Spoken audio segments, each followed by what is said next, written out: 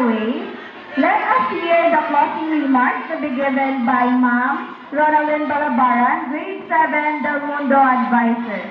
A round of applause, please.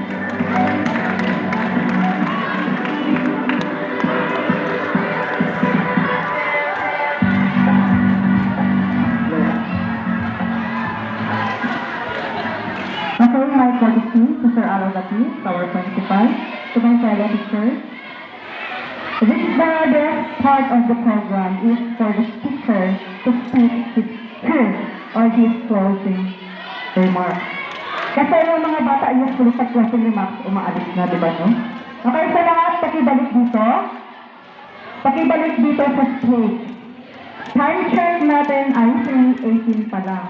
Therefore, I have 30 minutes to tell you a story. Magkukwentuhan tayo. Papapulutin ko mamaya ng mga basura sa campus yung wala dito sa loob ng gym. The student who always did his or her best. Yan yung mga laging honors student.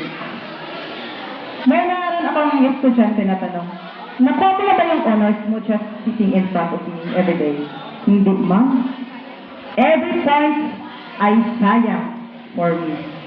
Yan yung first type of student. Sino sa teacher natin ang ganon? Taas ang kamay.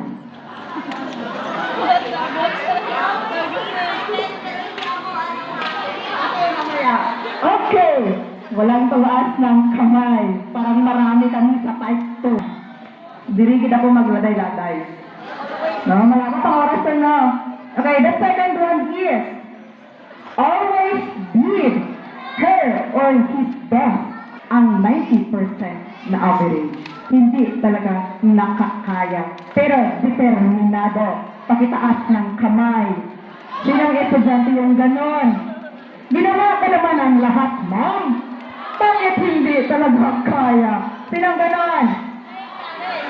Oh, mayroon. Thank you. The third one is, ito yung, okay, sa teachers muna, sino ganon?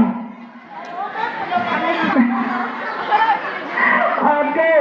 The third one is, yung tipo ng estudyante, na yung tanging punto ng isip ay, makapasa ko, okay na.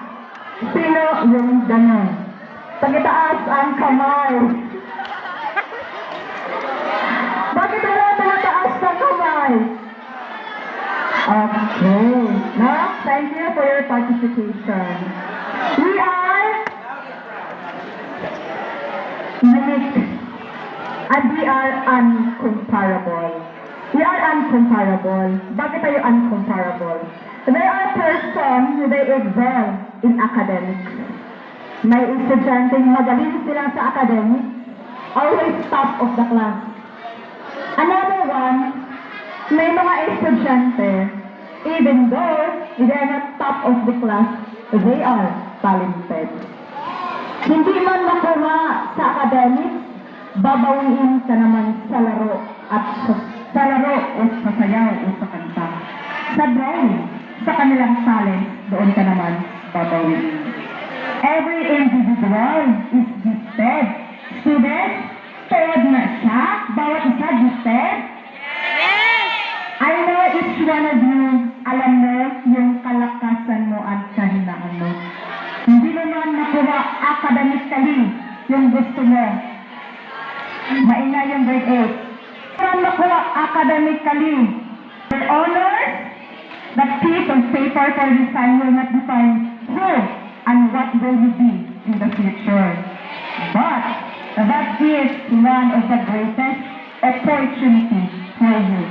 Opportunity, you can choose whatever course you wanted. Basta mataas. Yun naman sa hindi makayang academic. Focus on your strength. Yung labanan ng buhay ngayon, padiskarte lang. Yan nga sabi ni Sir Al kanina. Dapat marunong ka sa buhay. Because we are preparing you. Not for tomorrow, na boss lang, but for your future. For you to be a responsible, not only in the four walls of the room, but for you to be a responsible, independent person in the future. Yun na yung gusto kong i-share this afternoon. Once again,